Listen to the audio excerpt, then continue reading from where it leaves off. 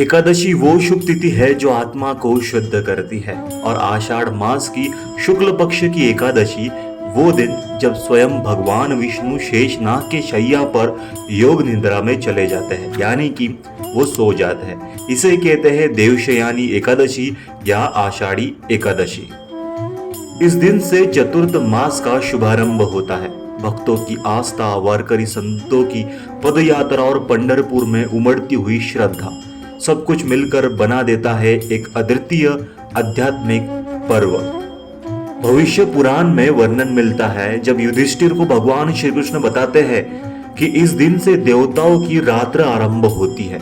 एक बार राजा मधांत के राज्य में 3 वर्ष तक वर्षा ही नहीं हुई।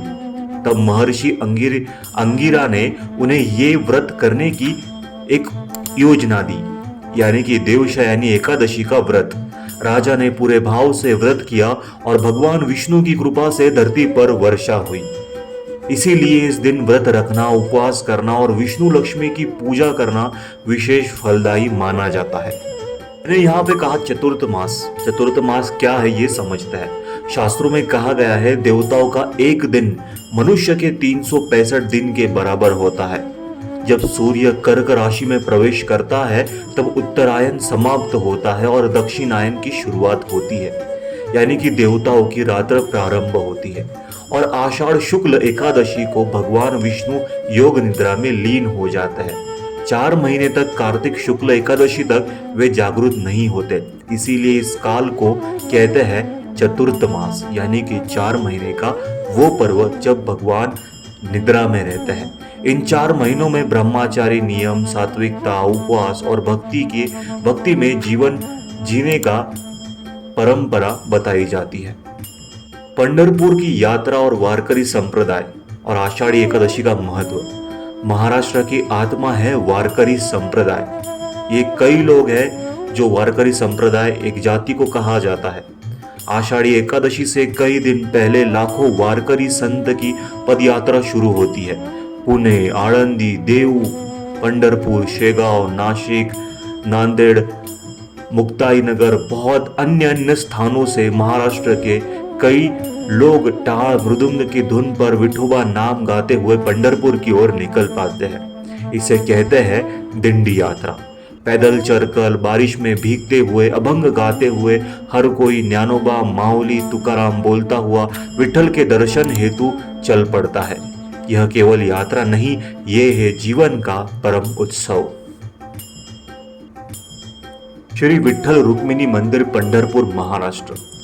विठल रुक्मिणी ये कोई और नहीं बल्कि स्वयं भगवान विष्णु और माता लक्ष्मी का रूप है। पंढरपुर का श्री विठोबा मंदिर चंद्रभागा नदी के तट पर स्थित है। यह न केवल महाराष्ट्र का तीर्थ है बल्कि वह स्थान है जहां भक्ति की धारा निरंतर बहती है। यहाँ की मूर्ति में भगवान विष्णु हाथ कमर पर खड़े हुए हैं, जैसे वह अपने भक्तों का इंतजार ही कर रहे हैं। रुक्मिणी माँ का मंदिर भी नजदीक ही है, जहाँ भक्त प्रेम, तपस्या और सेवा से भगवान को प्रसन्न करते हैं। पंढरपुर में दर्शन का एक पल भी पुनर्जन्म के पापों से मुक्त दिला सकता है। संत परंपरा और उनका योगदान। पंढरपुर की वारी केवल यात्रा नहीं, यह संतों का सपना है। संत ज्ञानेश्वर जिनकी पालकी आळंदी से निकलती है, संत तुकाराम देहू से आते हैं अभंग गाते हुए, संत नामदेव, संत एकनाथ, मुक्ताबाई, निवृत्तिनाथ से सब मिलकर भक्तों की गंगा बहती है, जैसे मान लो। इन संतों से समाज को अध्यात्म, सेवा और प्रेम का ऐसा मार्ग दिखाया जिसने आज भी लाखों लोगों को अपनाते हुए देखा जाता है। इसकी वारकरी परंपरा आज भी हर साल लाखों वारकरी और सब युवा पीढ़ी भी इस वारी का हिस्सा बनते हैं। शासन प्रशासन की ओर से पूरी व्यवस्था होती है। स्वच्छता, स्वास्थ्य, भोजन, रहने की सुविधा दी जाती है। लाख पालकियों का स्वागत होता है। पुष्प वर्षा से लेकर तो मेडिकल सहायता तक दी जाती है। वारकरी और वारी अब परंपरा से भी आगे निकल चुकी है। यह सामूहिक भक्ति और सामाजिक एकता का सजीव उदाहरण बन चुका है। भगवान तत्व, अनुभूति और भक्ति का प्रभाव। बारिश में भीगी हुई आंखें, हाथों में टाल मृदंग, नंगे पैर चलते हुए वारकरी और कई अन्य भक्त बारिश, विट्ठल रुक्मिणी के नाम की गूंज और दिंडी में मिले हुए अजनबी लोग भी अपने से लगते हैं। ये अनुभव किसी भाषण में नहीं समझाया जा सकता, इसे केवल महसूस किया जा सकता है। कोई वृद्ध है जो हर साल चलकर आता है, कोई माँ अपने छोटे बच्चे को विठोबा के दर्शन करवा रही है, कई युवक पहली बार जीवन में सच्चे भाव से अभंग गा रहे हैं। यही है आषाढ़ एकादशी का प्रभाव। ये केवल एक पर्व नहीं है, यह प्रेम और भक्ति की अनुभूति है। जब भगवान शयन करते हैं तब हमें जागना होता है, अपने अंदर की बुराइयों से, आलस से और मोह माया से। आषाढ़ी एकादशी हमें सिखाती है श्रद्धा, संयम, सेवा और साधना ही सच्चा सनातन धर्म है। तो आइए इस एकादशी पर हम भी एक व्रत लेते हैं, न केवल उपवास का बल्कि अंदर की शुद्धि का।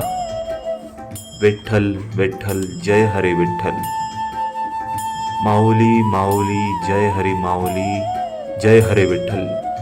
पुंडलीक वरदे हारी विठ्ठल, श्री ज्ञानदेव तुकाराम, पंढरीनाथ महाराज की जय। यदि आपको ये वीडियो पसंद आया होगा तो प्लीज़ चैनल को सब्सक्राइब, वीडियो को लाइक, बेल नोटिफिकेशन ऑन करिए और कमेंट में ज़रूर लिखना जय हरे विठ्ठल, जय रुक्मिणी, राम राम, राधे राधे, कृष्ण कृष्ण, हरि हरि, या ओम नमः शिवाय, हर हर महादेव। याद रखना दोस्तों, हम कोई अलग नहीं है, एक आते हैं और हिंदू धर्म को समझते हैं।